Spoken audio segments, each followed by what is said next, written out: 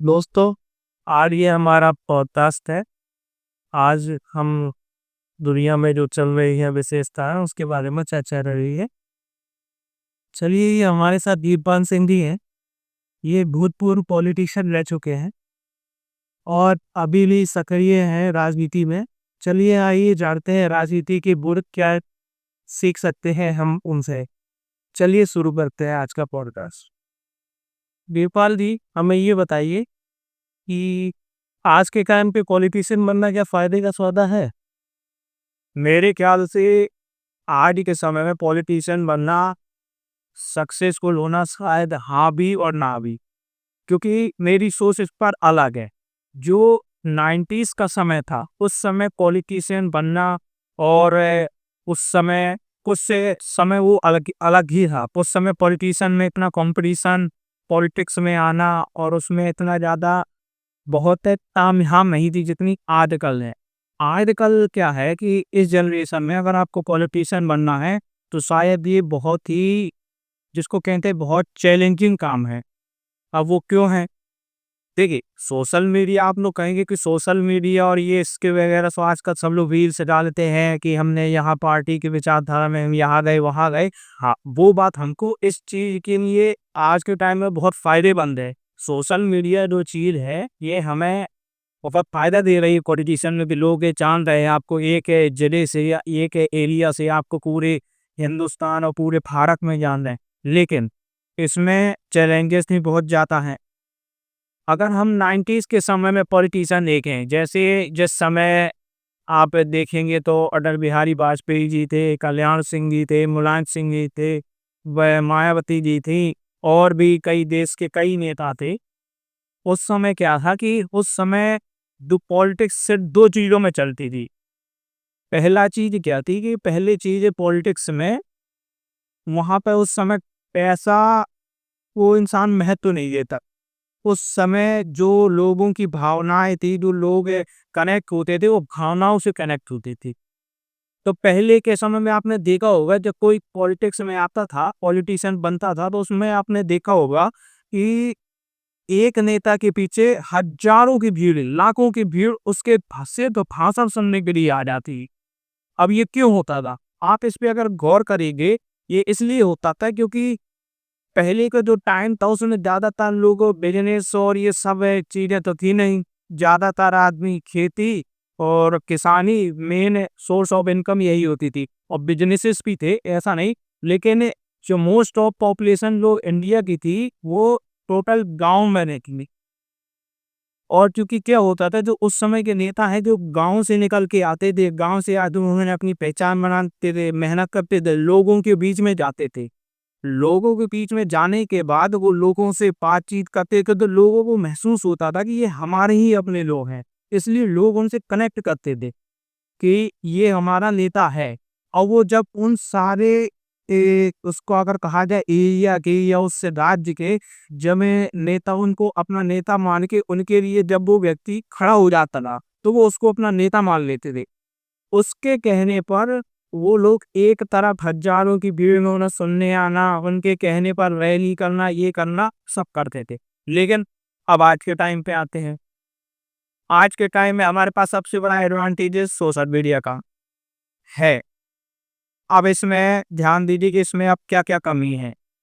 सबसे पहली बात, आज के टाइम में आपको पॉलिटिशियन बनना है, तो आज के टाइम में आप देखेंगे कि हर शायद चौथा या पाँचवाँ व्यक्ति वो पॉलिटिक्स में आना चाहता है। वो अपने आप को युवा नेता या अपने आप को दिखाना चाहता है कि मुझे भी लोग जानें, कि मैं भी एक मुझे लोग चेहरे से पहचानें, मेरी फैन फॉलोइंग हो, सब हो। लेकिन ये टाइम वो नहीं है जो पहले था। अब आपके पास मेरे हिसाब से जो मैंने पॉलिटिक्स से मैं एंटर किया था मैंने, तो तब मैंने ये चीज़ देखी नहीं कि पहले कक्षा नहीं रही तो कुछ समझ में आया नहीं कि पॉलिटिक्स क्या होती है, कैसे होता है। क्योंकि हमारा बैकग्राउंड जो है वो पॉलिटिक्स में रहा है, लेकिन इतना नहीं। हमारे पिताजी नहीं, हमारे राजनीति में तो सबसे पहला कोई व्यक्ति हमारे घर से पॉलिटिक्स में गया था तो हमारे पिताजी थे। अब हमारे पिताजी जब पॉलिटिक्स में गए तो यही चीज उनको भी फेस करनी पड़ी। जब भी वो नाइकीज के उस समय थे तो उस समय उनको एडवांटेज मिला। उस समय पॉलिटिक्स में इतने लोग नहीं थे, तो वो कहीं जाते थे, लोगों से कनेक्ट होते थे और लोगों से बात करते थे, उनसे समस्याएं सुन के उनसे कहते थे कि हम मदद करेंगे। और जब मदद करते थे तो लोग उनसे जुड़ते चले गए, और वो जुड़ना ऐसा हुआ कि उन्हें पूरा का पूरा जिला जानने लगा। अब जब जिला जानने लगा तो वो नेता के तौर पर उभर गए।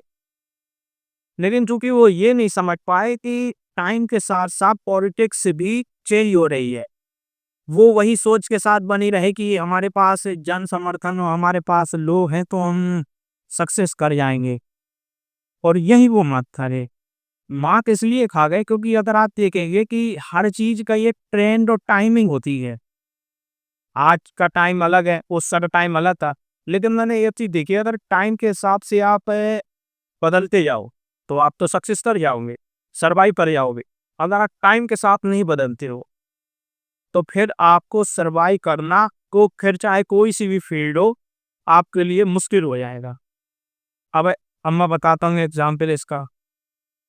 हमारे पिताजी उसी टाइम में उन्होंने राजनीति के लोग उन्हें जानने लगे, जिला उन्हें पूरा जानने लगे। यहाँ तक कि एक पॉलिटिकल पार्टी है हमारी यूपी की, तो उस पार्टी में उन्हें आज के टाइम तक, मैं अभी बैठा जो पॉडकास्ट कर रहा हूँ उसमें, आज तक 25 साल हो गए उस पार्टी को। उस पार्टी में जब से वो पार्टी उन्होंने, जब मान लीजिए वो पार्टी बनी ही बनी थी, नई लॉन्च कह दीजिए या पहले स्थापना जब उस पार्टी की हुई, तभी से उससे जुड़ गए थे। उनकी विचारधारा, उनकी समाज सेवा का वो तो विचारधारा मिली। और क्योंकि पहले का मानना क्या था कि राजनीति जो है, पॉलिटिक्स जो है, विचारधारा की लड़ाई है। किसी को किसकी विचारधारा पसंद आती है उस हिसाब से लोग जुड़ते थे पार्टियों के साथ। तो उन्हें वो विचारधारा अच्छी लगी, हमारे पिताजी उसमें जुड़ गए। अब जुड़ने के बाद उन्होंने काम किया, तो काम किया जब लोगों ने कनेक्ट करने लग गए, जब लोगों के बीच में लोकप्रिय होने लग गए, तो कोई भी हो, जब मुख्यमंत्री भी हो, तो देखते हैं कि जिले में किस नेता का इन्फ्लुएंस कितना जाता है।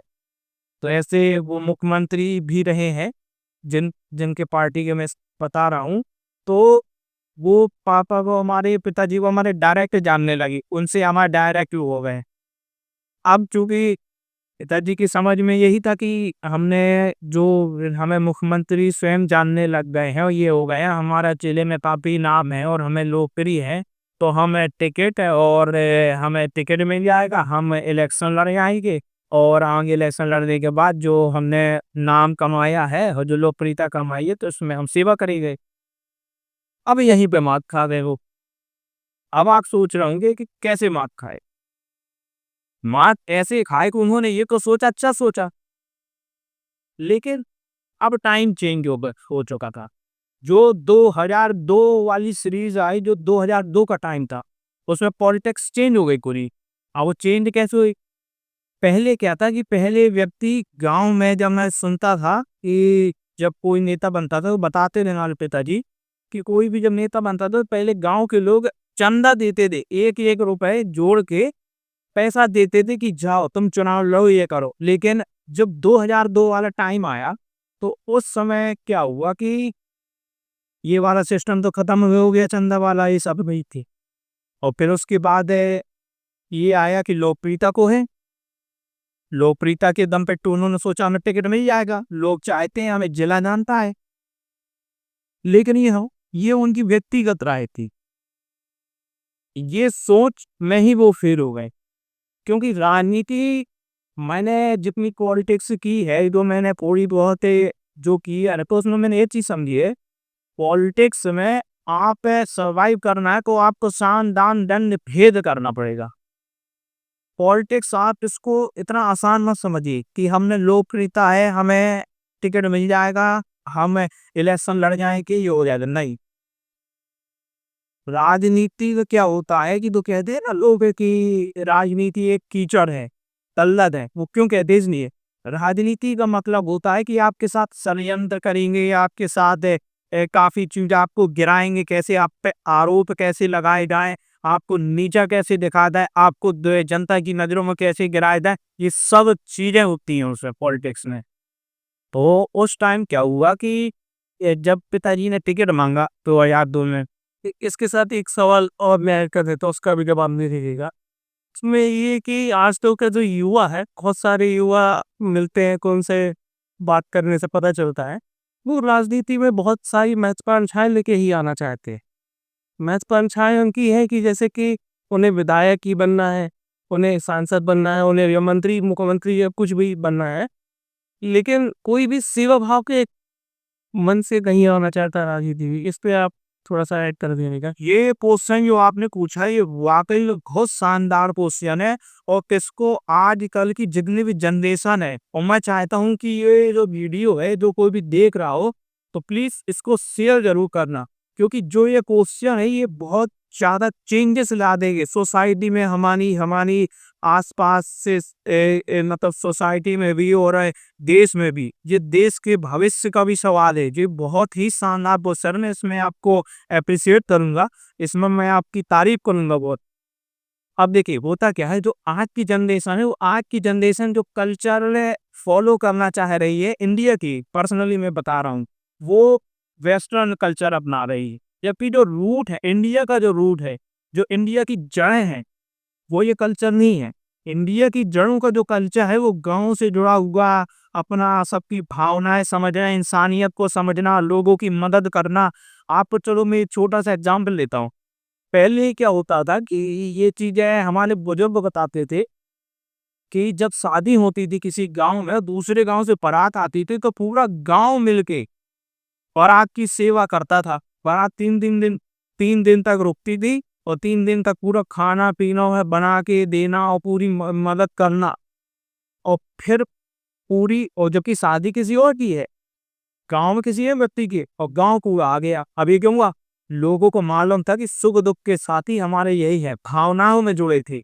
लेकिन अब जब से हमने वेस्टर्न कल्चर को अपनाना चालू किया, खासतौर से वेस्टर्न कल्चर में भी मैंने ये चीज़ नोटिस की है कि ये अमेरिकन कल्चर, जो जेन जी कल्चर है, जो जेन जी कल्चर जो अपना रहे हैं, वो सबसे अगर मैं नॉर्मल शब्द में कहूँ हिंदी में, तो सबसे ज़्यादा घातक है इंडिया के लिए और हमारी सोसाइटी और हमारे सबके लिए बहुत बड़ा घातक चीज़ है ये। आप कैसे? अब इसका सुनिए। जो हमारे आजकल के नई जनरेशन है, वो जेन ज़ी जैसा अपना रहे हैं। उन्हें भावनाएँ से कोई मतलब नहीं। उन्हें सिर्फ़ टोटल एंड टोटल क्या करना है, सिर्फ़ दिखावा। हम ये दिखा दें दूसरों को, हम ये दिखा दें, लोग हमें ये समझे, वो समझे। अब आप देखिए पॉलिटिक्स में जो आपने कहा था कि लोग जो हैं, तो वो सेवा भाव से नहीं आ रहे। हाँ, नहीं आ रहे। क्योंकि सोशल मीडिया में एक क्या हो गया कि ये ट्रेंड खैर यूपी से ही उठा है और ये ट्रेंड देखिए यूपी से ही निकला। अच्छा, यूपी में ये होता था यूपी का एक कल्चर रहा है, आप चाहे जो मान लीजिए इसको। यूपी में क्या है कि अगर जैसे कोई इलेक्शन बनने के बाद इलेक्शन लड़ने के बाद अगर जीत जाता था विधायक या सांसद, कोई भी एमएलए और कुछ भी बनता था, तो तो उसमें क्या होता था कि वो जब वो बनता था, तो यूपी का जो कल्चर उस समय था बहुत अलग ही कहानी, मान लीजिए कि वर्चस्व की लड़ाइयाँ चलती थी यूपी में कि मतलब मुझे विधायक बनना है। तो गाँव का कल्चर क्या है, आप यूपी का कल्चर देखिए मैं बताता हूँ। गाँव में क्या है, एक दूसरे को अपना बाहुबली तो खैर नहीं कहूँगा, अपना ऊपर दिखाने के लिए कि हम गाँव में सबसे अच्छे हैं, हम गाँव में सबसे दबंग है, हमारे लोग हमारी बातें माने, तो ये दिखाने के लिए वहाँ सबसे पहले वो विधायक बनने की कोशिश करते थे। विधायक भी जब बन जाते थे, विधायक सांसद, थोड़ा करेक्ट, गाँव में उपप्रधान होता है विधायक में। नहीं, नहीं, नहीं, मैं बता रहा हूँ कि जो, हाँ, बिल्कुल सही कह रहे हैं कि गाँव में प्रधान होता है। मैं ये बता रहा हूँ कि जैसे कोई व्यक्ति, मेरी बात तो समझिए, जैसे कोई व्यक्ति जो नेता एमएलए बनेगा, वो कोई कागज से तो निकल के बना होगा। ज़हर तो खैर थे नहीं भारत में, जो बड़ी-बड़ी सिटी सब डेवलप हो रही है, अभी हो रही हैं। पहले तो गाँव का कल्चर है और भारत रूट से जड़ों से ही गाँव के सारे लोग हैं। हम आप भी देखिए कहीं न कहीं आज सिटी में बैठे ज़रूर हैं, लेकिन हम आप भी जो हमारे घर होंगे या वो होंगे, हम कुछ नहीं किसी गाँव से बिलॉन्ग करते हैं और बिलॉन्ग क्या करते हैं, हमारा गाँव है, आज भी गाँव है, हम जाते हैं गाँव में। बिल्कुल सही। तो जब वो उस गाँव से निकल के शहर में एक विधायक या सांसद बनता था, तो गाँव का जो व्यक्ति होता था, तो अब वो गाँव के व्यक्ति को दिखाने के लिए, नीचा दिखाने के लिए वो पावर से चलने लगता था। अच्छा, गाँव में भी उसका एक दुश्मन हो जाता था राजनीति में कि ये विधायक बना कैसे, ये सांसद कैसे बना, इसको हम देख नहीं गए।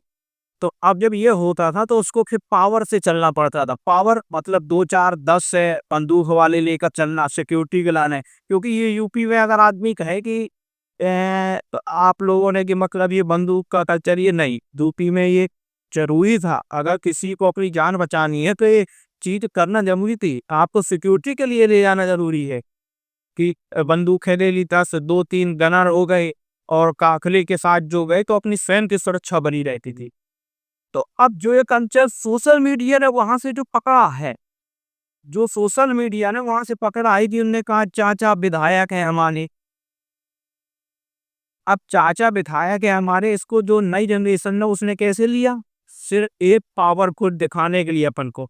जबकि जो यूपी में जो लोग रहते हैं, जो यूपी के प्रॉपर लोग हैं, उनको पता है कि ये उन्हें क्यों करना पड़ता था, ये क्यों ज़रूरी था ये करना, इतना दिखाना। उनकी जान के लिए भी, उनकी खुद की रक्षा के लिए भी, सुरक्षा के लिए भी, घर-परिवार ये उन्हें करना पड़ता था इतना तामझाम लेकर चलना। लेकिन किसको वहाँ की जो लोग बाकी इंडिया के लोगों ने पकड़ा, उसको पकड़ा कि यूपी में भौकाल और ये सब, ये नहीं। ये यूपी का अलग कल्चर, अलग वो चीज़ थी। लेकिन उसको पकड़ के उन्होंने भौकाल जमाने के लिए पूरे देश ने उन्होंने कह दिया कि चाचा विधायक है हमारे, 2 ठो सोशल मीडिया में 2 ठो गनर रख लिए पीछे, या फिर 2-4 बंदूकें आ गए पीछे लेके चलना और ये वो दबंगई दिखाना, ये बाद में आए।